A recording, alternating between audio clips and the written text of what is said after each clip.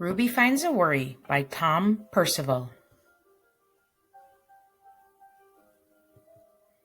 Ruby finds a worry.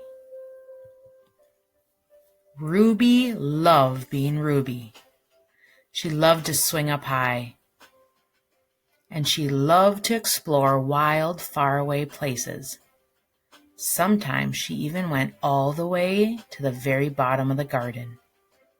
Ruby was perfectly happy until one day she discovered a worry. It wasn't a very big worry.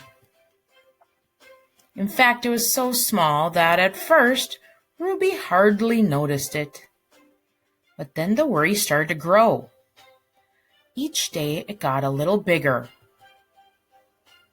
It just wouldn't leave her alone. It was there at breakfast staring at her over the cereal box.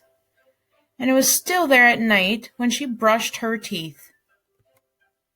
The funny thing was that no one else could see Ruby's worry, not even her teacher. So Ruby pretended that she couldn't see it either. She tried to carry on as if everything was normal, but it wasn't. The worry was always there, stopping her from doing the things that she loved. Ruby wondered if the worry would ever go away.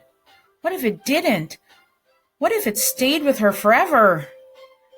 Ruby didn't realize it, but she was doing the worst thing you could ever do with a worry. She was worrying about it. Now the worry was enormous. It could barely fit in the kitchen at dinner time.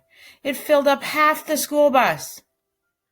And it took up whole rows at the movie theater. The worry became the only thing that Ruby could think about, and it seemed like she would never feel happy again. Then one day, something unexpected happened. Ruby noticed a boy sitting alone at the park. He looked how she felt. Sad. And then she noticed something else, something hovering next to him. Could it be a worry?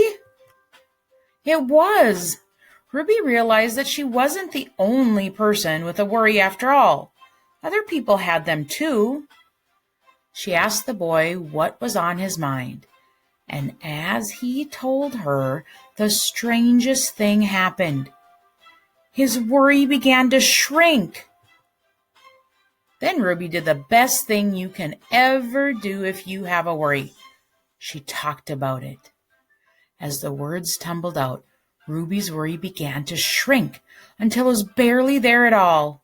Soon, both of their worries were gone. Finally, Ruby felt like herself again. Of course, that wasn't the last time she ever had a worry. Everyone gets them from time to time. But now that she knew how to get rid of them, they never hung around for long.